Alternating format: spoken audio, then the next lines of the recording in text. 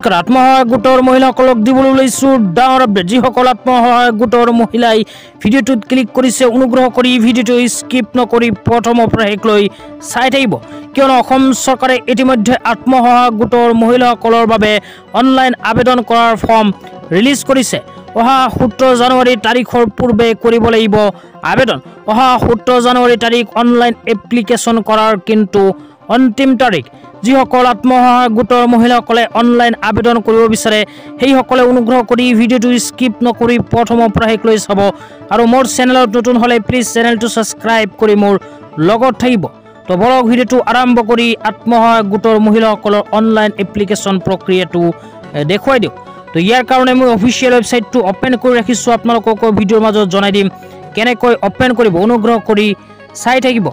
Open কৰাৰ পিছত এনেকুৱা ইণ্টাৰফেচ আহিলে স্ক্ৰল ডাউন কৰি অকণমান তলত আহিলে ইয়াতে চাব পাৰিব এপ্লিকেশ্যন ফৰ দ্য UPS।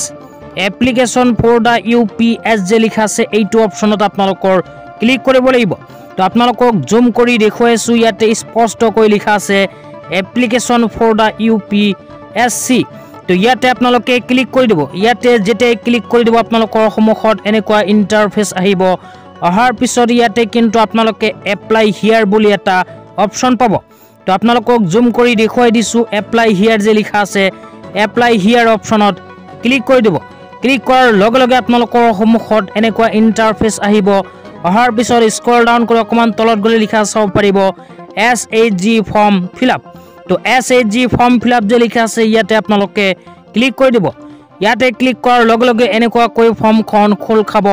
প্ৰথমে লিখা চাব পাৰিব কোৰ্ছ ইনফৰমেশ্যন, তাৰ তলত চিলেক্ট কোৰ্ছ যে লিখা আছে এইটো অপশ্যনত ক্লিক কৰিলে এনেকুৱা দুটা অপশ্যন আহিব।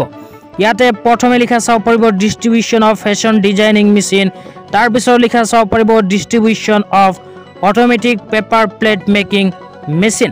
তো এই দুখন আঁচনিৰ ভিতৰত কোনখন আঁচনিত আপোনালোকে আবেদন কৰিব বিচাৰে যিকোনো এটা অপশ্যনত ক্লিক কৰিব। যদি ফেশ্বন ডিজাইনিং মেচিন বা automatic paper plate making machine ল'ব বিচাৰে তো ইয়াৰ মাজৰ পৰা যিকোনো এটা অপশ্যনত ক্লিক কৰি দিব।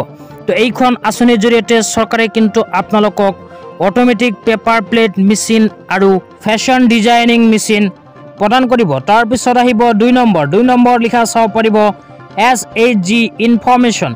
ইয়াতে প্ৰথমে আপোনালোকৰ আত্মসহায়ক গোটৰ নামটো লিখিব, তাৰপিছত আত্মসহায়ক গোটৰ প্ৰেচিডেণ্টৰ নাম লিখিব, তাৰপিছত ছেক্ৰেটাৰীৰ নাম লিখিব, তাৰপিছত এখন মোবাইল নাম্বাৰ দিব, ভিলেজ দিব, তাৰপিছত পোষ্ট অফিচ দিব, পুলিচ ষ্টেচন দিব, তাৰপিছত ষ্টেট চিলেক্ট কৰিব, তাৰপিছত ডিষ্ট্ৰিক্ট চিলেক্ট কৰিব, তাৰপিছত ব্লক চিলেক্ট কৰি পেলাই আপোনালোকৰ পিনক'ড নাম্বাৰটো দি দিব।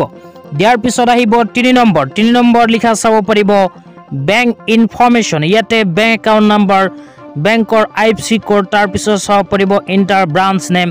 ইয়াতে আপোনালোকে ব্ৰাঞ্চৰ নাম লিখিব, তাৰপিছত বেংকৰ নামটো লিখি দিব। লিখি দিয়াৰ পিছত আহিব 4 নম্বৰ। তো ইয়াতে আপোনালোকে চিলেক্ট কমিউনিটি যে লিখা আছে ইয়াতে ক্লিক কৰি দিব। ক্লিক কৰাৰ পিছত এনেকুৱা কেইটামান অপশ্যন আহিব। ইয়াৰ মাজৰ পৰা আপোনালোকে যিখন কমিউনিটিত পৰে সেইখন কমিউনিটিৰ ওপৰত আপোনালোকে ক্লিক কৰি দিব। খ্ৰীষ্টান, জৈন, মুছলিম, ফাৰ্চী, শিখ। তো যিকোনো এটা অপশ্যনত ক্লিক কৰি দিব। তাৰপিছত লিখা চাব পাৰিব নং অফ SHG মেম্বাৰ। তো আপোনালোকৰ আত্মসহায়ক গোটত কিমানজন সদস্য আছে ইয়াতে লিখি দিব। তাৰপিছত লিখা চাব পাৰিব প্ৰিভিয়াছলি ট্ৰেইনিং ৰিচিভ। তো আপোনালোকে যদি ট্ৰেইনিং পাইছে সেই ক্ষেত্ৰত ইয়েছ দিব, অন্যথা নদিব। আৰু ৰাইট চাইডে লিখা চাব পাৰিব ডিছক্ৰিপশ্যন অফ ট্ৰেইনিং ৰিচিভ। তো আপোনালোকে যদি চৰকাৰৰ ফালৰ পৰা কোনো ট্ৰেইনিং ৰৈছে তেন্তে ইয়াতে কিন্তু ডিছক্ৰিপশ্যনত লিখি দিব লাগিব কি ট্ৰেইনিং লাভ কৰিছে আপোনালোকে। তাৰপিছত লিখা চাব পাৰিব 5 নম্বৰত ডকুমেণ্ট আপলোড। তো ইয়াতে আপোনালোকে কেইখনমান প্ৰমাণ পত্ৰ আপলোড কৰিব লাগিব। প্ৰথমে লিখা আছে গ্ৰুপ ফটো। তো আপোনালোকৰ আত্মসহায়ক গোটৰ যিকেইজন সদস্য আছে গোটেইকেইজন সদস্যক লৈ এখন ফটো তুলি ইয়াতে আপলোড কৰিব। তাৰপিছত 2 নম্বৰত আপোনালোকে আপোনালোকৰ আত্মসহায়ক গোটৰ প্ৰেচিডেণ্ট আৰু ছেক্ৰেটাৰী ছিগনেচাৰ আপলোড কৰিব। তাৰপিছত লিখা চাব পাৰিব আইডেণ্টিটি প্ৰুফ। তো ইয়াতে আপোনালোকে ভোটাৰ ID কাৰ্ড নাইবা আধাৰ কাৰ্ড কিন্তু আপলোড কৰিব লাগিব। সকলো মেম্বাৰৰ ভোটাৰ কাৰ্ড আৰু আধাৰ কাৰ্ড PDF বনাই ইয়াতে আপলোড কৰি দিব। তাৰপিছত লিখা চাব পাৰিব এড্ৰেছ প্ৰুফ। এড্ৰেছ প্ৰুফৰ ভিতৰত আপোনালোকৰ আত্মসহায়ক গোটৰ যিকেইজন সদস্য আছে গোটেইকেইজন সদস্যৰ আধাৰ কাৰ্ড আপলোড কৰিব।